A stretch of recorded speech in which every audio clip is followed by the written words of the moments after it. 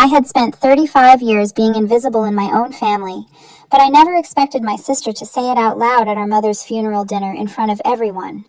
"You're the child Mom never wanted." Madison pointed her fork at me, smirking.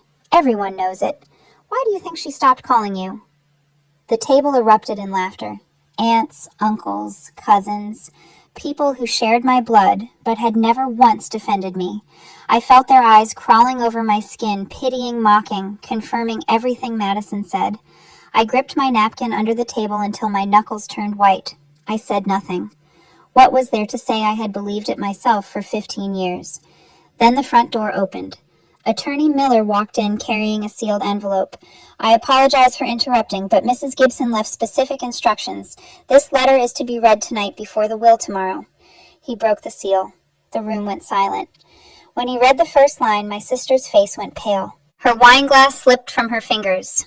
What my mother wrote in that letter, it destroyed everything Madison had built for 15 years. "My name is Natalie Gibson. I'm 35 years old, a senior financial analyst at a consulting firm in Chicago. I built my career from nothing after leaving home at 18, and I've spent the last 15 years trying to prove I was worth something to everyone except the people sitting at that dinner table. But let me go back to earlier that evening before the lawyer arrived. I had driven 4 hours from Chicago to Connecticut for my mother's funeral. The last time I'd been in this house for a family gathering was 10 years ago at my father's funeral. That day, my uncle had pulled me aside and said, 'Your father died wondering why you couldn't be bothered to show up sooner.' I had arrived 6 hours after Dad passed. I didn't know he was dying until Madison called 3 days after he was hospitalized. Since then, I'd been back only 3 times. Each visit lasted less than 2 hours. Each time, Madison hovered over every conversation, answering questions before Mom could speak, steering topics away from anything meaningful. I stopped trying to call 5 years ago. Every time I dialed the house, Madison answered. "Mom's resting. Mom doesn't feel like talking. Mom said she needs space." After dozens of those conversations, I gave up on the phone, but I never stopped writing. Every month for 15 years, I mailed a letter to this address. I wrote about my life, my work, my loneliness. I asked questions. I apologized for things I wasn't sure I'd done. I begged her to write back. She never did. Not once. So when Madison stood at that dinner table and announced that I was the child Mom never wanted, part of me believed her. The silence from my mother had confirmed it for years. What I couldn't understand was why Madison kept lying about the rest. "We tried so hard to include her," Madison told the relatives gathered around the table, dabbing her eyes with a napkin. "I called her every month. I wrote letters. I begged her to come home for Christmas, for Mom's birthday, for anything. She always had an excuse. Her career came first." She sighed dramatically. "Mom died still hoping Natalie would come back to us. I sat frozen. I had never received a single call from Madison. Not one letter, not one invitation. But what could I say? The whole family already believed her version. They had believed it for 15 years. Then Aunt Helen approached me. She was my mother's younger sister, a woman I barely knew who lived in Florida and rarely visited. She touched my arm and whispered, "Natalie, did you ever get my birthday cards? I sent one every year. Madison gave me your address." I stared at her. "I never received any cards from you, Aunt Helen." Her face changed. Something flickered in her eyes. Confusion, then something darker. Before she could respond, Madison appeared beside us. "Aunt Helen, could you help me in the kitchen? I need someone to arrange the dessert plates." As Madison led her away, Aunt Helen glanced back at me. Her expression stayed with me for hours. Later that night, alone in my hotel room, I finally opened the envelope Attorney Miller had pressed into my hand. "Your mother wanted you to have this tonight," he had said. "Read it when you're alone." Inside was a single sheet of paper. My mother's handwriting shaky, uneven, written by a woman whose hands had been failing her. One line. "I found your letters, Natalie. All 127 of them. I'm so sorry I didn't find them sooner. Tomorrow you'll understand everything." I read it 3 times. Found my letters. I had mailed them directly to this house. They should have reached her within days. Where else could they possibly be? And what did 127 of them mean? My mother had kept count. I did not sleep that night. I lay in my hotel room staring at my mother's handwriting, trying to understand how she could have found Letters I had mailed directly to her house. By morning I had no answers, only more questions. But I knew one thing for certain. Whatever was happening in that house, it was not what I had believed for 15 years. The will reading was scheduled for 10 o'clock. I arrived at 9:45 to find the living room already arranged with folding chairs. Madison sat in the front row, dressed in black tissues clutched in her hand. She had positioned herself as the grieving daughter, the one who had sacrificed everything. The relatives filed in behind her, the same people who had laughed at me the night before. They avoided my eyes now.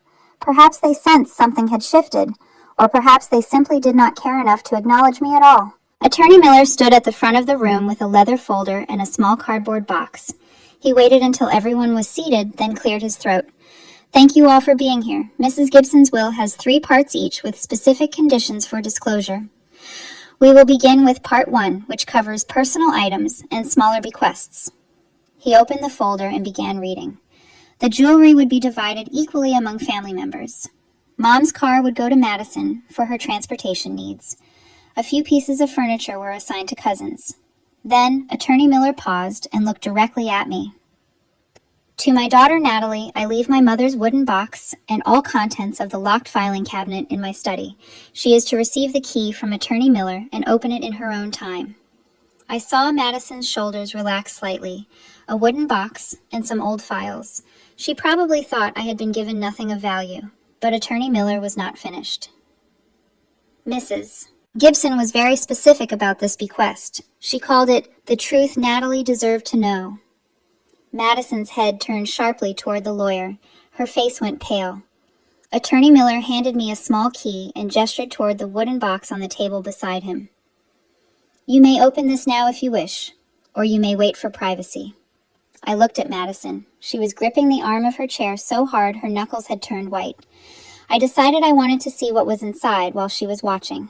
I walked to the table and lifted the lid of the wooden box. Inside was a handwritten letter and a small photo album. I opened the album first.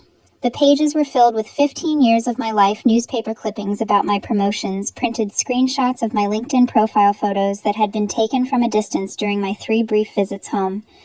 There was a picture of me standing in the driveway looking at the house. I remembered that moment. I had been about to knock on the door. I never knew my mother had been watching from the window.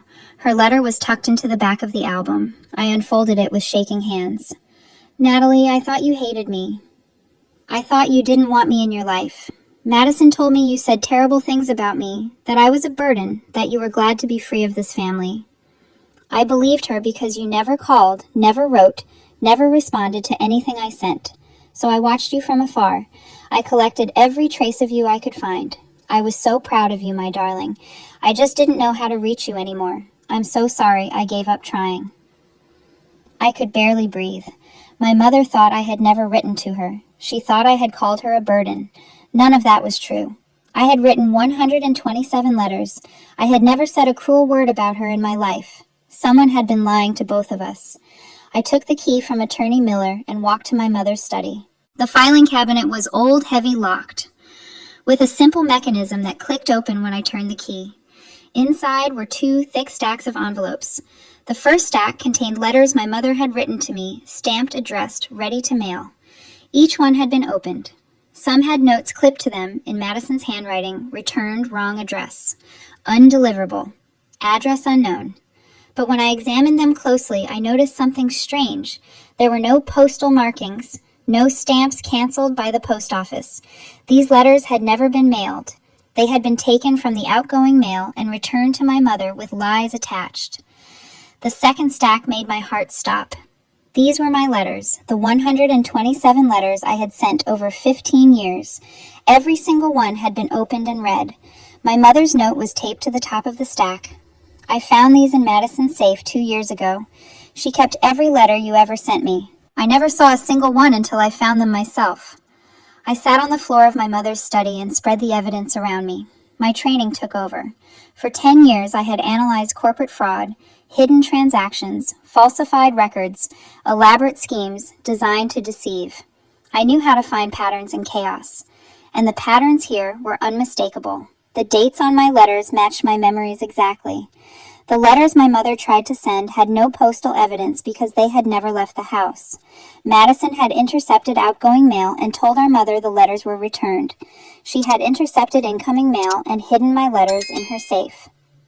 At the bottom of the cabinet, I found phone records. My mother had kept detailed logs of calls she made to my number in Chicago, dozens of them. Each record showed the call as connected for several minutes, but I had never received those calls. I thought about all the times Madison had answered the house phone when I called, "Mom doesn't want to talk right now." I realized it had worked both ways. When my mother called me, someone must have answered and pretended I was unavailable, or pretended to be someone else entirely. Madison had controlled both ends of the communication for 15 years. I walked back to the living room in a daze. The family was taking a break, milling around with coffee cups. I saw Madison in the hallway, her phone pressed to her ear, her voice low and strained. "No, you don't understand. She has the filing cabinet. I don't know what's in there. I need you to—" She looked up and saw me watching. She ended the call immediately and shoved the phone into her pocket. Her face was the color of paper. Then Aunt Helen appeared beside me. She took my arm gently and led me toward the kitchen, away from the others. "Natalie, there's something I need to tell you. 2 years ago, your mother called me. She was crying so hard I could barely understand her. She said she finally knew why you never responded to her letters. She had found something she wouldn't tell me what, but she said everything she believed about you was a lie."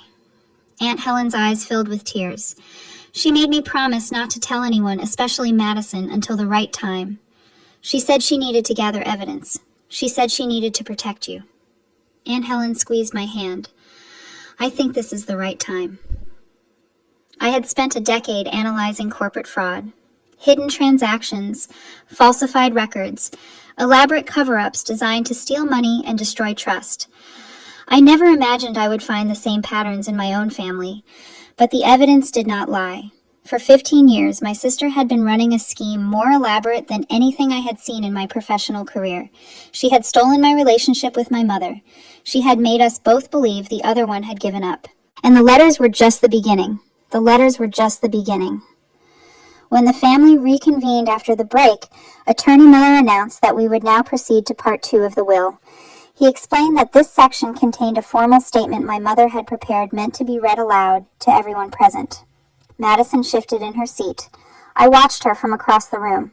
She had not looked at me since she saw me standing in the hallway during her phone call. Her hands were trembling slightly. She knew something was coming. She just did not know how much my mother had discovered. Attorney Miller put on his reading glasses and lifted a document from his folder. "This is Mrs. Gibson's statement notarized and witnessed 18 months ago. She requested that I read it in its entirety without interruption." He cleared his throat and began. "For 15 years, I believed my youngest daughter had abandoned me. I believed she did not love me. I believed she had chosen her career over her family and had no interest in being part of my life. I was wrong about all of it. My daughter Natalie never abandoned me. She was stolen from me by my own eldest daughter, Madison." The room went completely silent. I could hear someone's breath catch. Attorney Miller continued reading. "Madison told me that Natalie did not want to hear from me. When I tried to call Natalie, Madison would answer the phone and pretend to be a stranger. She would say that Natalie had moved on, or that Natalie was not available and did not wish to be contacted. I did not know Madison had access to Natalie's phone information. I did not know she was intercepting my calls. I believed what I was told because I trusted my daughter." Madison's face had gone from pale to gray. She opened her mouth to speak, but Attorney Miller held up his hand and kept reading. "Every letter I wrote to Natalie I placed in the outgoing mail by the front door. Madison took those letters before the postal carrier arrived. She would return them to me days later and tell me they had been sent back address unknown, undeliverable return to sender. I believed her. I did not check the envelopes for postal markings. I did not question why every single letter was returned. I simply believed that my daughter did not want to hear from me." I felt tears rolling down my face, but I did not wipe them away. I needed to hear every word. "Natalie sent me 127 letters over 15 years. I never saw a single one until 2 years ago. Madison intercepted every letter Natalie mailed to this house. She opened them, read them, and stored them in her personal safe. I only discovered this when Madison forgot to lock her safe during a medical emergency. She had chest pains and left the house in an ambulance. I went into her room looking for her insurance card. I found a box in her safe filled with letters addressed to me in Natalie's handwriting. That was the day I learned the truth. My daughter had been trying to reach me for 15 years, and I never knew. Attorney Miller paused to let the words settle. No one in the room moved. The uncle who had blamed me at my father's funeral was staring at the floor. My cousins would not look at me. They had spent years believing I was cold, selfish, ungrateful. Now they were learning that everything they believed had been a lie, constructed by the person sitting in the front row. The statement continued. Madison did not only steal our letters, she manufactured evidence to turn this family against Natalie. When my husband was hospitalized 10 years ago, Madison waited 3 days before contacting Natalie. She then told the family that she could not reach Natalie, and that when she finally did, Natalie said she was too busy with work to come home. This was a lie. Natalie came as soon as she was told, but her father had already passed 6 hours before she arrived. Madison made sure Natalie would be too late, then blamed her for it. I remembered that day. I remembered the phone call from Madison saying Dad was a little under the weather and that I should come when I could. I remembered driving 4 hours in a panic after she finally admitted he was in critical condition. I remembered arriving to find my father already gone and my uncle telling me I should have tried harder to be there. Madison had done that deliberately. She had timed it so I would fail. Attorney Miller kept reading. Madison told relatives that Natalie refused to help with funeral costs. This is also a lie. Natalie offered to pay for the entire funeral. Madison declined and kept the money I had set aside for that purpose. Madison told me that Natalie called me a burden during a phone conversation. That conversation never happened.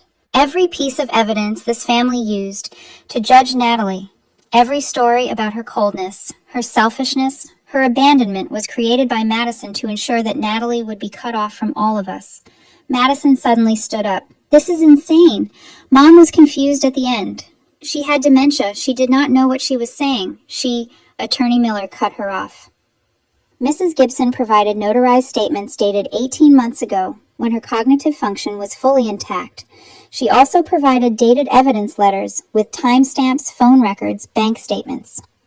Additionally, she contacted the U.S. Postal Inspection Service, who confirmed irregularities in mail delivery to this address. This is not confusion, Ms. Gibson. This is documentation. Madison sat back down slowly. Her face was the color of ash. Attorney Miller moved to Part 3 of the will. This section concerns financial matters. He began reading again. In addition to stealing my relationship with my daughter, Madison stole my money. Over the past 5 years, she withdrew over $200,000 from my accounts through small transactions labeled as medical expenses and home repairs. I reviewed my records carefully. None of those expenses occurred. The money simply disappeared into Madison's accounts. He turned the page. 3 years ago, Madison forged my signature to take out a mortgage of $150,000 against this house. I only discovered this when a bank statement was accidentally mailed to this address instead of the P.O. box Madison had set up to hide the correspondence. My home, the home I planned to leave to my daughters, was used as collateral for a loan I never authorized. I watched Madison's hands grip the sides of her chair. She was trapped. There was nowhere to run, nothing to say that could explain away bank records and forged documents. Attorney Miller explained the legal implications. The mail interception constituted federal mail fraud, punishable by up to 5 years in federal prison. The financial crimes constituted forgery, larceny, over $100,000, and elder financial abuse charges that could carry sentences of up to 20 years. All of the evidence was documented and legally admissible. Then came my mother's final instruction. I am leaving Natalie the choice of what to do with this evidence. She can report Madison to federal and state authorities. She can pursue civil recovery, or she can walk away. This is not about revenge. It is about returning to Natalie the voice that was stolen from her. For 15 years, Madison spoke for both of us. She decided what I would hear and what Natalie would hear. She controlled every word between us. Now, Natalie finally gets to speak for herself. The room was completely still. I looked at my relatives. The people who had mocked me blamed me, dismissed me for 15 years. They looked sick. They looked ashamed. They could not meet my eyes. Madison sat frozen in her chair, her carefully constructed world crumbling around her. I gathered all of the files, the letters, the phone records, the bank statements, the notarized documents. I stood up. I looked at Madison for a long moment. She opened her mouth, but no words came out. I walked out of the room without saying a single word. For 15 years, Madison had controlled the narrative. She had made me invisible. She had stolen every chance my mother and I had to be a family. Now I held documented evidence of every lie, every stolen letter, every fabricated story. For the first time in 15 years, I had the power. And Madison could not talk her way out of paper trails. Paper trails do not lie, and they do not disappear. 8 weeks after I walked out of that will, reading the consequences began falling on Madison like dominoes. I had returned to Chicago with boxes of evidence and a heart full of grief for the years I had lost. I did not know what would happen next. I only knew that I was done being silent. Attorney Miller called me on a Tuesday morning. His voice was measured, but I could hear something like satisfaction underneath. He told me that the U.S. Postal Inspection Service had opened a formal investigation into mail fraud. This was a federal matter, now completely outside my control. The evidence my mother had gathered. The intercepted letters, the falsified return notices, the phone records had been enough to trigger an independent case. Madison would be questioned by federal investigators within the month.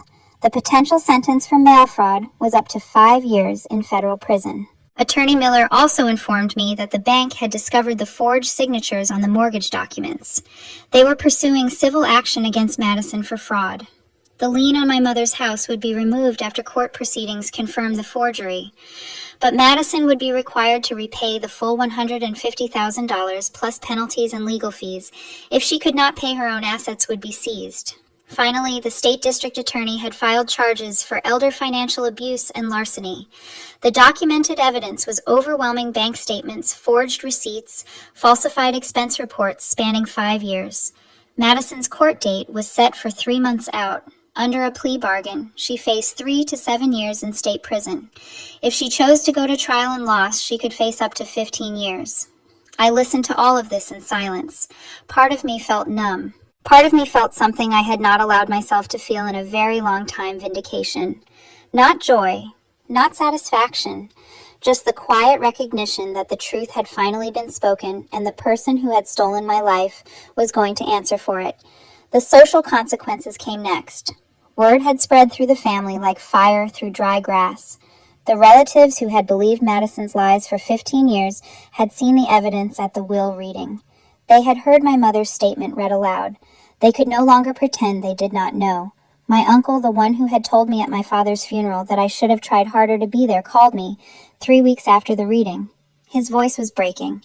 He said Madison had told everyone that I refused to come to the hospital. She said I told her that Dad was not worth my time off work. He had repeated those words to cousins, to neighbors, to anyone who would listen. He had helped destroy my reputation based on lies Madison had fed him. He apologized. He said he would spend the rest of his life regretting what he had said to me. Similar calls came from cousins I had not spoken to in years, from my mother's friends who had whispered about me at the funeral, from people who had looked through me like I was invisible because Madison had convinced them I deserved it. The community that had shunned me now saw Madison as the architect of a 15-year deception, and Madison found herself completely alone. No family member would take her calls. No friend would be seen with her. No one was willing to fund her legal defense or offer her a place to stay. She had spent 15 years building a fortress of lies, and now she was trapped inside it with no way out. 6 weeks after the will reading, Madison came to find me. I had returned to Connecticut to handle the house and meet with Attorney Miller about the estate. I was staying at the same hotel where I had read my mother's first note. Madison appeared in the lobby on a Wednesday evening. She looked like she had not slept in days. Her clothes were wrinkled. Her hair was unwashed. The polished, performative sister I had seen at the funeral dinner was gone. In her place was a woman who had finally run out of lies. She walked up to me before I could leave. "Natalie, please. You have to help me. Tell them you don't want to press charges. Tell them Mom was confused at the end. Tell them this is all a misunderstanding." I looked at her for a long moment. This was the woman who had stolen 15 years of my life, who had made me believe my own mother did not love me, who had let me spend every birthday, every holiday, every quiet Sunday wondering what was so wrong with me that my family had thrown me away. I felt something shift inside me. Not anger, something colder, something clearer. "You made me believe my mother didn't love me," I said. My voice was steady. I had waited 15 years to say these words. Every birthday I spent wondering why she didn't call you were answering her calls and hanging up. Every Christmas I spent alone because I thought I wasn't welcome, you told her I refused to come. Every letter I wrote pouring my heart out to her, you read them and put them in a box in your safe like trophies. Madison's eyes darted around the lobby. She was looking for an escape, a deflection, anything. "I was protecting Mom," she said.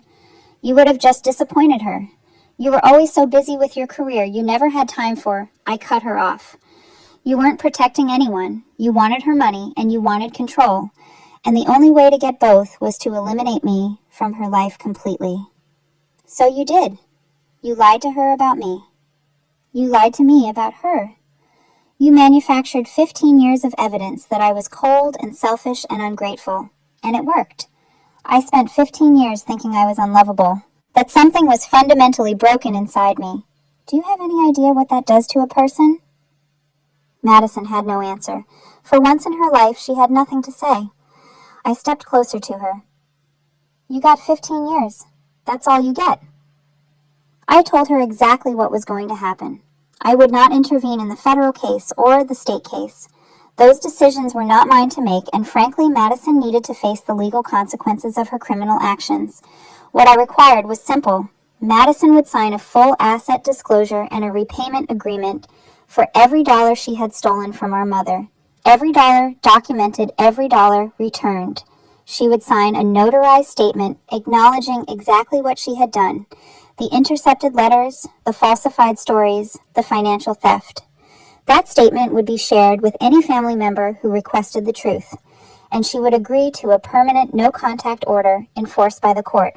She would never speak to me again unless I initiated contact. She would never come to my home, my workplace, or any place I chose to be. I was done carrying her weight. I was done being the victim of her schemes. This was not forgiveness. I would never forgive her. This was not mercy. She deserved none. This was me refusing to spend another moment of my life defined by what Madison had done to me. The legal system would handle the punishment. I would handle my own healing. Madison signed everything. She had no choice. The evidence was overwhelming. Her resources were gone, and she had no one left to manipulate. I walked away from that confrontation feeling something I had not felt in 15 years. I felt like myself. I had spoken my truth. It was documented and witnessed, legally protected and personally delivered. But there was still one envelope left, the one my mother had labeled, "For Natalie only, when justice is done." Attorney Miller had been holding it for me, waiting until the time was right. I was finally ready to open it. What it contained was not about Madison at all. It was about the question I had carried since childhood, the question that had shaped every lonely year of my adult life. Did my mother ever really love me? I had carried that question for 35 years. I had whispered it to myself on lonely birthdays. I had wondered it every Christmas morning when I woke up alone in my apartment in Chicago. I had asked it in 127 letters that I thought had gone unanswered. Now, 6 months after the will reading, I was finally ready to hear the answer. Attorney Miller had given me the envelope at our final meeting about the estate. It was thick, heavier than the others, with my mother's handwriting on the front, "For Natalie only, when justice is done." He told me my mother had been very specific about the timing. She wanted me to read this only after everything else had been resolved.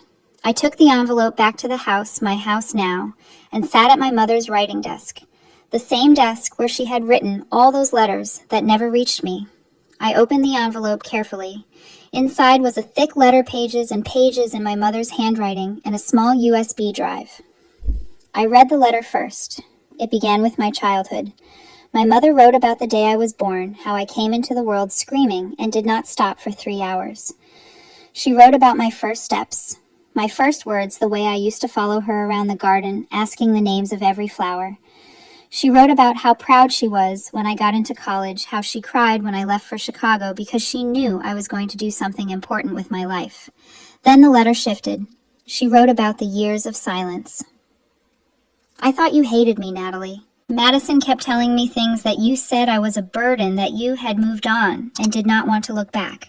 I believed her because I had no other explanation for your silence. I did not know she was creating that silence herself. The next pages describe the night my mother found the letters. I was looking for Madison's insurance card during her medical emergency. I found a box in her safe containing 127 letters addressed to me, all in your handwriting. I sat on Madison's floor and read every single one that night. I learned about your promotions, your heartbreaks, the life you built. I learned that you asked about me in every single letter. You never stopped being my daughter, Natalie. I just didn't know it.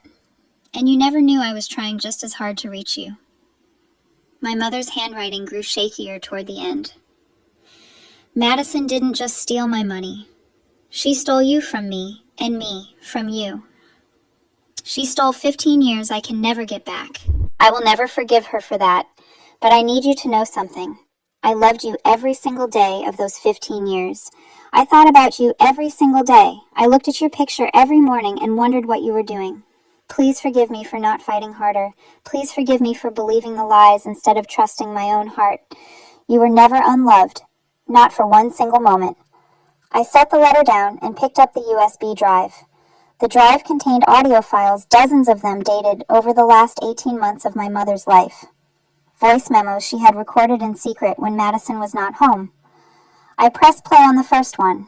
My mother's voice filled the room. It was weaker than I remembered, but it was her. She talked about the weather, about the garden, about a book she was reading. Simple things. Everyday things. The things a mother would tell her daughter if they talked regularly. I listened to recording after recording. She told me stories about my father I had never heard. She gave me advice about work, about relationships, about life. She apologized over and over for the years we had lost. She told me she was proud of me. She told me she loved me. The last recording was dated 3 days before she died. Her voice was barely a whisper. Natalie, I don't know if I'll live long enough to see you get these, but I need you to hear my voice saying what I should have fought harder to say. You were never the daughter who left. You were the daughter who kept trying. I was the mother who didn't try hard enough. I should have driven to Chicago the moment something felt wrong. I should have trusted my instincts instead of Madison's explanations. I failed you, and I'm so sorry. But I loved you, Natalie. I always loved you. Please remember that. Not the silence, but the love underneath it. I sat at that desk and cried until I had nothing left. The legal proceedings concluded 2 months later. Madison pleaded guilty to elder financial abuse and mail fraud to avoid a trial she knew she would lose. The judge sentenced her to 18 months in federal prison, followed by 5 years of probation. She was ordered to pay full restitution of all stolen funds. Her permanent felony record would follow her for the rest of her life. The fraudulent mortgage on the house was voided by court order. The house belonged to me, free and clear. Madison's remaining assets were liquidated to pay what she owed. When she is released, she will start over with nothing. No family willing to take her in. No community that trusts her. No narrative she can control. Whether she learns from this or spends her life blaming others is no longer my concern. I kept the house. I renovated it slowly, room by room, making it mine while honoring what my mother had built. Her writing desk sits in a small office I created from the guest room. The 127 letters are preserved in archival boxes on the shelf above it. They are no longer evidence of theft. They are proof of persistent love. I hosted a small dinner last month with Aunt Helen and a few cousins who reached out with genuine remorse. We are rebuilding connections on honest ground. It will take time, but we are trying. I listen to my mother's voice recordings often, not to dwell on what was lost, but to hold on to what was always there underneath. I understand now that the silence was never rejection. It was sabotage. My mother's love was not absent. It was intercepted. This does not erase the lost years. It does not heal the wound completely, but it reframes everything. I am not the daughter who was abandoned. I am the daughter who kept trying, who sent 127 letters into what she thought was silence, who never fully gave up even when giving up would have been easier. On a quiet spring evening, I sat in my mother's garden and pressed play on the last recording one more time. Her voice filled the air around me. I loved you. I always loved you. 15 years of silence. 15 years of letters that never arrived. 15 years of believing the worst about each other because someone made sure we never heard the truth. Madison had stolen our words, but she could not steal what the words meant. And now, finally, I had received every single one. Natalie's story reminds us of something we often forget: silence can be manufactured. When someone in your family seems distant when calls go unanswered and letters disappear, the explanation might not be what you think. Sometimes the people closest to us are the ones controlling the narrative, deciding what we hear and what we believe about each other. If something feels wrong in your family relationships, trust your instincts. Pick up the phone yourself. Drive to their door if you have to.